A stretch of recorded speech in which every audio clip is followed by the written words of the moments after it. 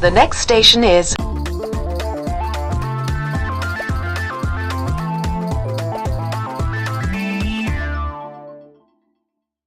Welcome to Evaluation Station, the final A2 Media Advanced Coursework Stop podcast episode 1, using developing and challenging forms and conventions. Did you enjoy that mouthful?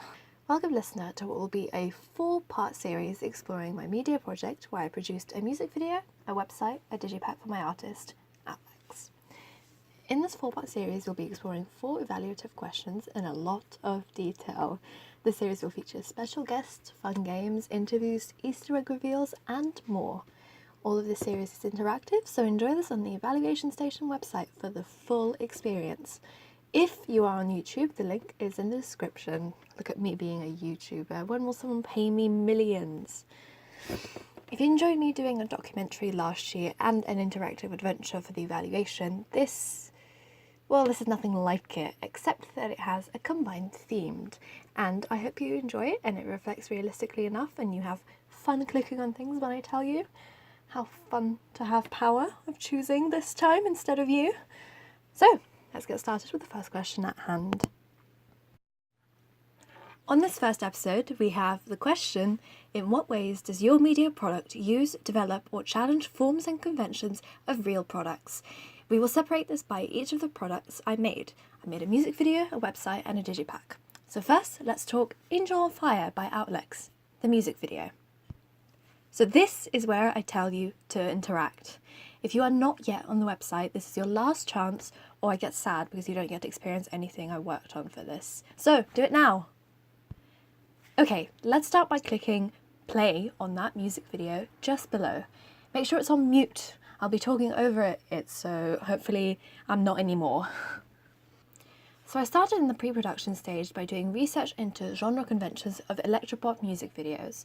For this I found it useful to produce a Glogster poster where I highlighted the key features to use later in the planning stage of my own product. So here's how my video linked to these conventions. In narrative, I found that a lot of music videos build meaning behind visuals and link lyrics to the song. So I used that to interpret own meanings of the lyrics, linking to mental health and anxiety and personifying it as a character in the music video, called Anxiety Alex, who follows the main character, building tension. This is intercut with performance, which in convention is often singing to the camera among visuals, which I use repeatedly, linking to the narrative with burning roses and angel wings and lip-sync playback. I chose not to have a dance routine despite being a frequent feature of electronic music videos, as the song was slower and driven by more meaningful narrative structure, challenging the convention a little bit. Goodwin proposed the 5 key aspects theory, and one of them applies here of narrative and performance, as it features video showing an artist performing to the camera, which is staged, and interpretive narrative, so the video follows a story that can be understood differently by different people. Goodwin's 5 key aspects also appear in the concepts and themes through relationship between song and visuals, in which I use amplification with frequent rose imagery to represent romance and red for power and blood. It's also used considering it represents power and destruction, which represent both the main singer in the music video and the anxiety figure taunting her. It also signified ending the anxiety following by burning things like sticky notes with negative messages. I used a conceptual narrative also, combining all 3 types of music video, which challenged the traditional electropop video as it had mostly performance and some narrative. Lighting was important, especially by me being inspired by the 80s and neon lights, which is both a convention of the genre, but also a reference to the 80s and club culture as seen in modern media such as Riverdale and Stranger Things. This often targets an older teen audience, which is the conventional target audience of electropop music videos like mine, making it more realistic and more interesting for them. We used artificial lights and heavy contrast, for example with the fairy lights in the Black Studio, which fit genre and pays homage to Stranger Things. Many electropop use the main artist as the main performer for videos, which is what I embraced with my hero character, as with Prop's character theory. I challenged convention by having the villain character, Anxiety, played by the same person as it expresses the concept of inner battle visually, meaning, unlike a lot of electropop videos which feature performance dancers, I only had one actress, played by me, who drove the narrative and the meaning of the song further. Costumes in Electropop are often trendy, glamorous, stand out and show sense of performer. And here it was important for me to establish the same rose theme alongside the black and white and red colour scheme featured throughout the whole music video. The dress felt feminine yet powerful and especially modern with the mesh features. I found this costume to be most appropriate for the singer who was expressing ideas of taking control and making change portrayed through the concepts of the video. The hair was also a bold, striking colour, conveniently just, my own hair colour, adding to the colour scheme. The props and staging were key to narrative as well.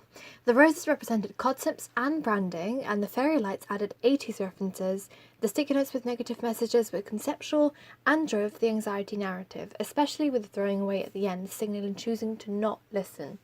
In convention, props and staging are often very limited in electropop videos, and the focus is mostly on the artist performing, but I chose to subvert this to have a powerful storyline through the items shown, adding to our understanding of the artist's unique selling point. Locations are often modern city streets and darker environments, which you can see in my video through her being outside running proper sticky notes and out by a neon lights diner. This felt appropriate for the narrative, but also added to the aesthetic of the video. I also developed this convention by adding studio for dramatic performance that worked to tie concepts and narrative together, also emphasising the star image by her performing, as proposed by Goodwin's 5 key aspects.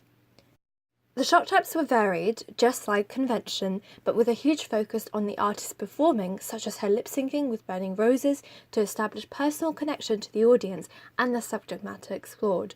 Wide shots and establishing shots emphasise the neon lights and 80s inspiration and loneliness concept in a big crowd, such as her lip-syncing in the middle of a crowd outside of the diner. Editing. Goodwin's 5 key aspects come through again, through thought, through beat, and it's expressed with a more linear narrative, but the cuts are timed to starts of chorus lines with significance to visuals, such as "and I used to be on fire" and the cutting to wings burning and lip-syncing. This fits convention perfectly, however I chose to have less fast-paced cuts that you would see in many electropop videos because of the slower pace of the song and wanting to focus on the big visuals like the burning and roses and the anxiety figure versus the normal outlets. In terms of Goodwin's 5 key aspects, technical aspects, special effects are minimal except for colour correcting to darker tones to represent going through a tough time and a situation which is less often filtered and enhancing dramatic effects seen in electropop to again ground it to a more narrative focus. I put a focus on extra fire imagery, for example, as these parts are key to the meaning of the song. This video can be further assessed in theory through Richard Dyer's star theory. The star as an ideology. With the conceptual narrative linked to anxiety, this allows outlets to address a public issue less talked about, and her audience, which are often younger and teens and therefore impressionable, can aspire to be open like her after viewing the video. This develops conventions of a genre as we see more of a message and her being an ambassador for it in the video, giving it a unique selling point. Laura Mulvey's male gaze is less apparent in this video as it focuses on the narrative the most. However, the performer is wearing what could be considered revealing clothing, and the high angle shots of her in the fall as anxiety in the bridge of the song, for example, can be seen as more sexual. However, the purpose of the video was establishing a wholesome, meaningful message, and the focus would be less on the performer for a male audience. Finally, all of Bart's code of narrative applied to this music video in some way. Enigma code can be seen in us being unsure who the anxiety figure is fully as it's an interpretive narrative. Action code builds slowly as Outlix is battling the anxiety until she throws out the sticky notes in the white shot in the last chorus, paralleling to crying and breaking anxiety.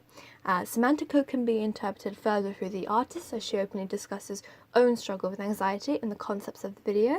Symbolic code is applied to throwing of the rose, fire, wings, and neon lights imagery, which again solidifies the concepts and elements of the cultural and referential code, which can be interpreted with a social message of being able to battle and win against anxiety, told through the narrative of the music video.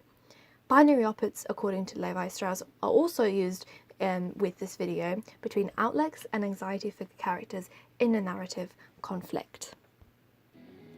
And now we take a brief break from that intense analysis to bring you a special surprise. As mentioned, each episode will contain a surprise bonus, and we start the first episode with an interview with and a song from the one and only Outlix herself. Hello, Outlets. Tell everyone about yourself. Hello, podcaster listens. My name is Alex. This is totally not Erica speaking again, by the way. This is Outlets now. And I'm known as the singer Outlets. You can find out all about me and music I make on my website, created by Erica, byerica.wixsite.com/outlets. Yeah, I sound exactly the same as the host Erica, but we're going to go with it because there's no other way to do this. So Outlets, you have come here today to do a little acoustic version of your song Angel on Fire, famous on your CD/album Liminal. So, can you do that for us now? Introduce it? Yes, of course. So, isn't it an amazing music video, first of all? Doesn't everyone just agree? Wait till you hear about the website and digipack as well, they're even better. But for now, this is my song, Angel on Fire. I woke up to another mess in the living room. Broken bottles all around my feet. They come again in the night under the crescent moon. Didn't wake me from my sleep. 'Cause they love and drink and talk about things and fall in love in my backyard. I'd hide and cower in the corner and conversations getting hard. 'Cause nobody seems to ask about me anymore. And nobody seems to care about anything I think. And nobody seems to recognize me in the crowd, in the background screaming. Everybody look at me and I'm fading away. You know I used to be on fire. And I'm fading away. You know I used to be on fire. Standing in the ashes of who I used to be. And I'm fading away. You know I used to be on fire. You know I used to be on fire. You know I used to be on fire. I used to be the darling, started like a centipede. Word wrapped around my ring. I flew too near to the sun, starting in the east. And now I'm melting from my wings. 'Cause I love and drink and talk about things and fall in love in my backyard. Now it's my own anxiety that makes the conversation sad. 'Cause nobody seems to ask about me anymore. And nobody seems to care about anything I think. And nobody seems to recognize me in the crowd, in the background screaming. Everybody look at me and I'm fading away. You know I used to be on fire. And I'm fading away. You know I used to be on fire. Standing in the ashes of who I used to be. And I'm fading away. You know I used to be on fire. You know I used to be on fire. You know I used to be on fire. You know I used to be on fire. You know I used to be on fire. Thank you, Outlets. We will be back later to hear some more. Now, let's get back to the question with exploring the digipack. In my research into digipack design and using case studies of Calvin Harris, Halsey and Churches, I found out the conventions of the digipack. Here I will discuss it panel by panel for you. I have made a handy dandy annotated Glogster style poster thing just underneath this podcast video, so you can have a look now. And if you're not on the website, this is your last chance to have a look at what I'm talking about. But let's get started. The front panel. The front of a digipack often has a large eye-catching image which establishes brand image. So for this, I chose to include a photo of the artist as it showed her importance in the meaning of the music and establishes her star image as said by Richard Dyer. Another convention is that the image illustrated often has relations to the song or the artist, and for this I chose to create synergy with the music video and website branding of roses and the colour scheme of black, white and red. This I felt would feel familiar for the target audience and would create branding that is unique and easily recognisable across all products. The album title and artist name is often on this panel, and for this I chose to include a stylized larger font for the album name so it blended with the design in a 3D sense of way, creating a more graphic and interesting look. I then chose to add the artist name beside it in the small font rather than a full logo, as I felt the focus was on the visual and the brand of the album itself, and that could be established without the logo on the front panel. The logo felt more appropriate on the CD itself, so it could be taken away and represent the brand on its own. Therefore, I kind of challenged conventions without including the logo on the main cover, just as a stylistic choice. On the back panel, the artist name is sometimes also featured here, however I felt I could transfer branding with a rose graphic instead. The track list is key for this panel as it promotes the music produced, and I chose to use the same font as the title of the album to create a synergy and a brand. The roses were added to the O's to create the rose theme and to make the back visually interesting. The red border was also featured again as seen on the front panel and the inside panel to create a similar theming. Another convention is record label information, and for this I chose a smaller Mirabilia Records logo, also found on the spine and the CD itself, to establish copyright and be easily recognisable. Legal information is key to copyright and categorize the album, and I use examples like Halsey's Badlands album to choose the information required and all the codes and all the numbers, such as all rights reserved and made in the EU. A barcode finished the back panel and made it sellable. The side panel. This panel allows a buyer to see the main points of the product. Typically the title of the album is featured in the biggest font on this, so I chose to make them stand out with matching bold font and a different colour to fit the colour scheme and differentiate between the two, making liminals stand out mostly. The rose graphic in between establishes the themes of the whole digipack as well as the brand of Outlets seen in all her logos. This panel also always has a serial number, which I followed convention by looking at digipacks such as Calvin Harris's album, and the copyright of record labels with the Mirabilia Records logo is also seen, which is key in distributing the digipack and selling it. The inside panel. This panel is the most varied across digipacks, as some choose to put artist logos, photography, or lyrics from the album. Now, I originally had trouble figuring out what I wanted to put here, thinking of putting possibly the logo here, or some kind of lyric or something, but in the end, I chose to include an image of the artist with a red border. Now, this established star image and created a sellable personal connection of outlets for the album, connecting between the inside panel and the front panel. And it just overall concluded that rose imagery is the most important, and including the red rectangle and the theming, establishing the iconography. The CD is always varied in design as well, and often features more of the iconography, and for me this felt like the rose. I used the design of the small Outlets logo for this to connect the brand, and also included the main Outlets logo as it had not been featured before, as I said, and felt appropriate for the CD, to brand it separately from the whole collection. The title here is key, and I continued the design from the front panel to create a connection and synergy.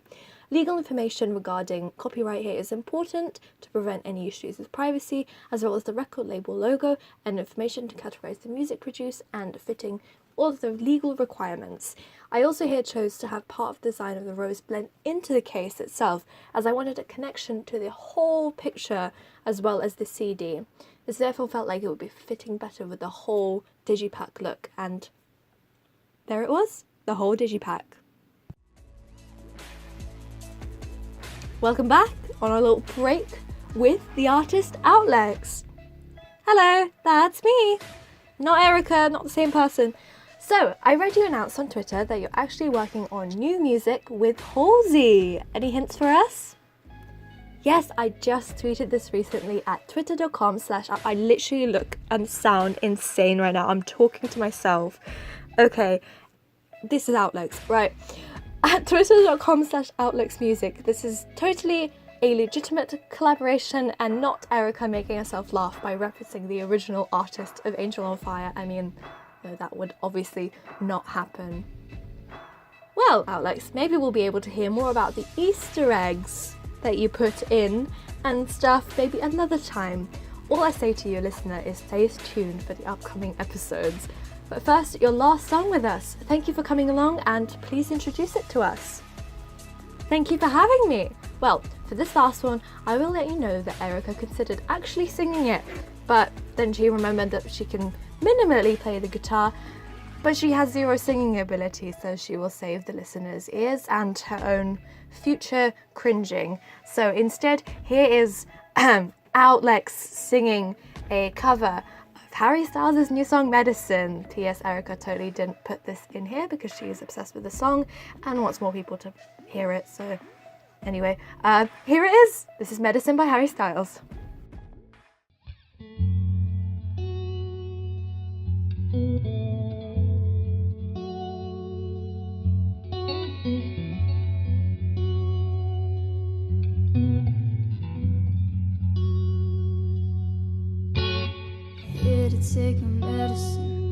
Take my medicine, treat you like a gentleman.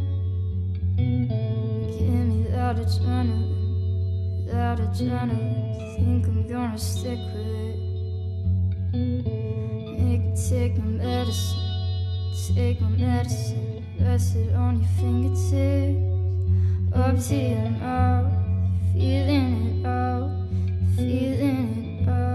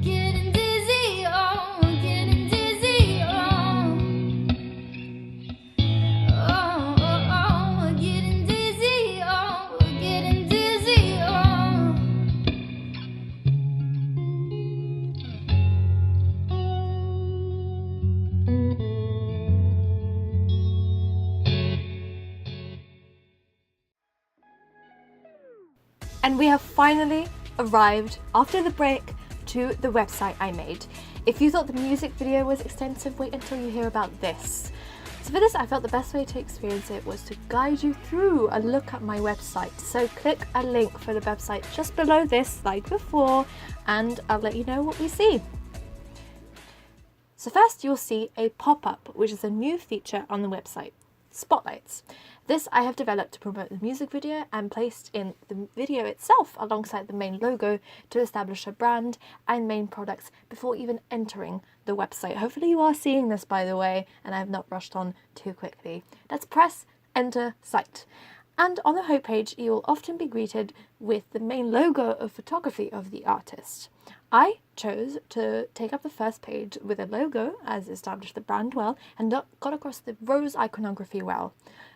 This logo is repeated in the header, where you will find links to all the other pages I made for this website and links to social media. If you click the 2 red arrows just below the Outlix logo, we will scroll further down. This interactivity was important to keep the website moving and modern, something seen in a lot of modern electropop artist websites. So the next thing we see is a rolling gallery with links to the 3 main pages on the website, or at least what I would consider the most important pages. This allows easy accessibility on the homepage and highlights what the visitor should focus on while looking at it. The photography here is key to establish brand, and I chose rose and sticky notes and neon lights to continue, which have been established with the brand. If we scroll further, we notice that it is conventional to promote the most new product of the artist, which in my case is the music video. So here I've used the same font and thumbnail as the spotlight box pop-up to make it stick in people's minds. I've linked it to rose imagery behind, which is neon as well, and frequently featured on other pages of the website. There is a button to watch further videos also, which is a key in the artist's website to allow navigation. Scrolling further promotes the next big product, the new album. Here I have chosen a photo of the front panel of the Digipack, as it is what is often advertised when selling CDs, and it gives away the name of the album as well as using similar imagery to the rest of the homepage to establish synergy. The button allows the viewer to view the music right here on this website. Let's scroll down to the updates. So this is something I have adapted and developed from seeing artists use a news page on their homepage. I consider Outlix to be a more modern artist, so I felt the best way to communicate and promote the brand in a news fashion on the website was with regular updates from social media. So an Instagram photo scroll through is what felt appropriate for the top of the page, with items which you'll hear me go through in another episode of this podcast, so stay tuned, it's important. There's also a live Twitter feed showing the latest updates and engaging the person visiting, making this appear current and exciting. An edited rose photo that you can see in various parts of emotion is seen here to establish iconography alongside the rose petals, which will be featured on other pages. Lastly, let's scroll down to the bottom of the page, showing the bonus features that I've created for this website. Inspired by Dua Lipa's website, I have included various GIFs, such as this one showing sticky note imagery linking to the music video, as I felt it was appropriate to have a unique selling point for the website, as many others have included things like competitions, so I thought, why not add a bit of motion and excitingness to the front page. The page finishes with a sign up for update, which is often seen on websites to ensure engagement. And finally, legal information is found in the footer of every page, mentioning the year updated, artist, record label, website designer, which is just a real shout out to myself for doing it, and copyright. This is to give the website credibility and realism, and that's the homepage. Let's scroll all the way to the top. I'm going to give you a second to do that. And now to the header, where we will click the About page. The About page is exploring who the artist is, inspired by famous musicians who have a Wikipedia page. Now, this kind of page is not normally present on many artists' websites, but I felt it was key to get across just who Outlix is and show her some of the connections to the audience. I used another GIF to continue the importance of motion and a little bit of excitement. A quote was something iconic and recognizable, grabbing the viewer. Let's click the Learn More button. That should have scrolled down. Wasn't that just magic? You're welcome. So in the main description, I have chosen to copy Harry Styles' wiki page bits, such as personal life and career, and I've changed bits to adapt it to the Outlix brand. So this part was developing conventions as it tied together all work produced by her in the music video, Digipack, and also social media. There's loads of fun facts in there that I've added in to link all those things across. I will leave you to read that in your own time. Just below, you will find an interview. There was actually another additional special content that I chose to include of a creative interview with Outlets with my invented format of 20 questions with under 20 artists. That's completely something original. I hope no one's come up with that. But if you want to buy it from me, you're welcome. So this allows the visitor to get to know the artist better and be more interesting in checking out the rest of the website. If we scroll down, we will actually find the final bit of bonus content on this page, a Spotify playlist. So I wanted to express the electropop genre by showing the sound of similar artists, cross-promoting them, and comparing Outlets to other big names to create a sense of excitement around her. So this created star image and also connects the viewer, developing the conventions of the website. Let's scroll back up to our header. I'll give you a second. Our next stop is news, just after about. So on this page, I want to keep it simple with 3 main stories that people can consume quickly as personal messages and updates on the website. This is more conventional for websites. I've seen a lot of news pages on artist websites, and it's often edited by the designers of the website, but I challenge this by feeling like there was a need for personal connection to the story and Outlets, so I had her write it herself, as if to say.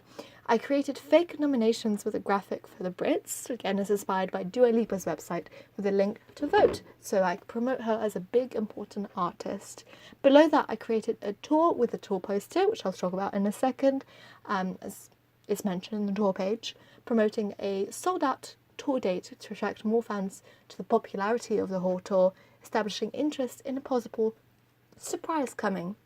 Below that I linked to the music video I produced by creating a thumbnail for a fake behind the scenes filming Angel on Fire kind of thing.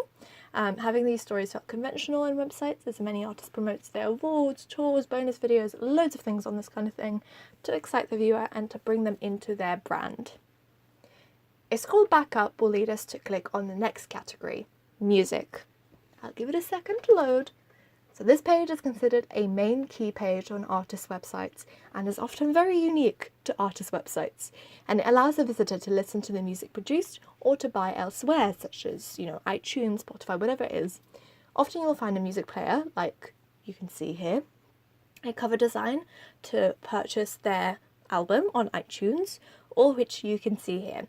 If you click the 2 red arrows again, you will be scrolled to where you can click to listen to each song individually. Now, little tip for you there, don't listen to each one. Each of them is Angel on Fire. That's just a little Easter egg I've put in. But that has the whole track list and allows a person to purchase each song individually to create marketing for lots of music, or the whole album as seen above the playlist. So this page is seen on every website, and I attempted to keep it minimal to focus on the music and the design of the album to promote the digipack, continuing the colour scheme and the rose branding. Let us scroll back up. The next click is videos. So on this page, it felt almost obvious to continue including a gift, as there will be a lot of motion on this page. This page is very common on websites as well, with many artists, and they use it to store music videos and also any bonus feature videos. So therefore, I've made the main video the music video, so it can be encouraging to promote it. And below, I have created 3 other videos that music artists can often do on their websites. An interview, which is also seen on the About page, and 2 covers of songs at Spotify sessions, which I've seen other artists do, such as Dua Lipa. So you can watch these videos in your own time, but for now, let's scroll back up to click on gallery. Hopefully it's loaded now, maybe.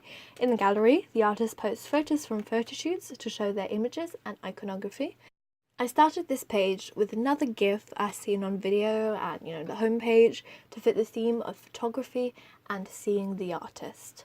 I've continued the rose petal graphics in this page to create cohesion between the other pages, between gallery pictures and page title, all of that.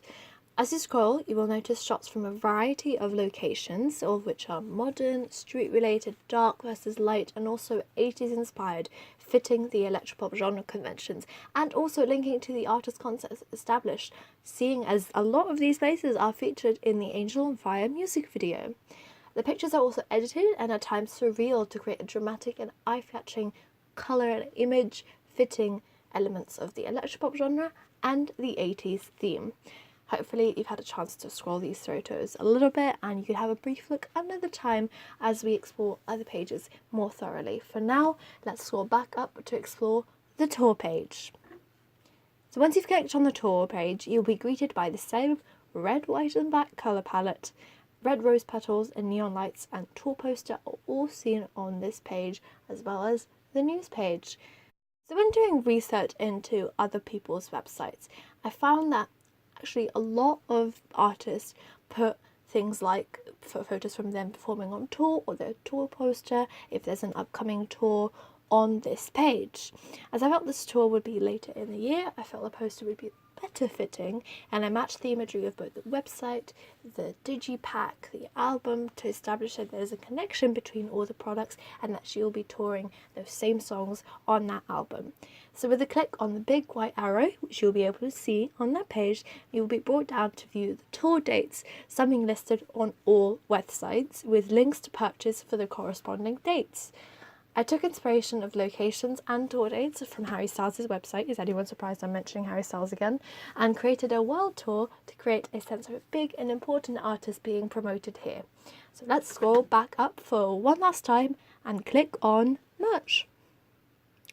So this page has the same neon rose background graphic we have seen before to connect all the pages together and establish branding. Here I've chosen to Photoshop a wide variety of merch that sells the brand.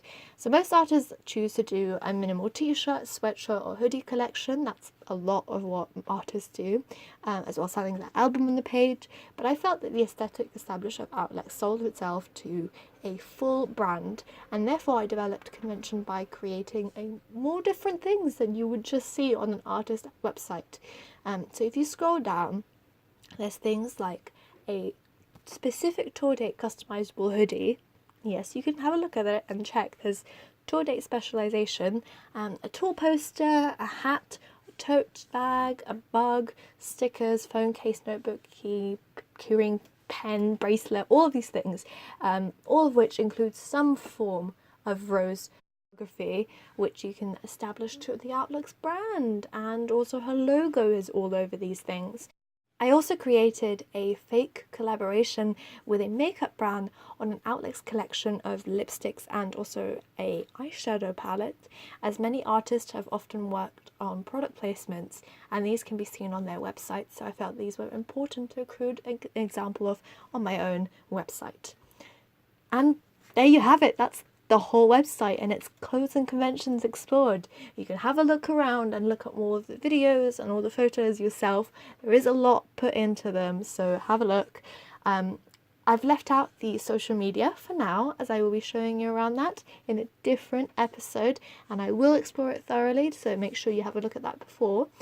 For now, click around and see what else you can see on the website. And so the time has come to wrap up this insanely long first episode of the Evaluation Station. I didn't say the full name there, just for you. Don't have to listen to the whole thing now. So, this is the longest question, so expect shorter answers to the other ones, but equally exciting episodes coming. Come back and listen to hear more fun parts in between, such as scoop on Easter eggs, and next time I will have a guest host joining you, which will make life a lot easier for me, because talking is hard, and yours more exciting as we explore the combination of main products and the ancillary products. Thanks for travelling with us, see you at our next destination. Bye for now. The next station is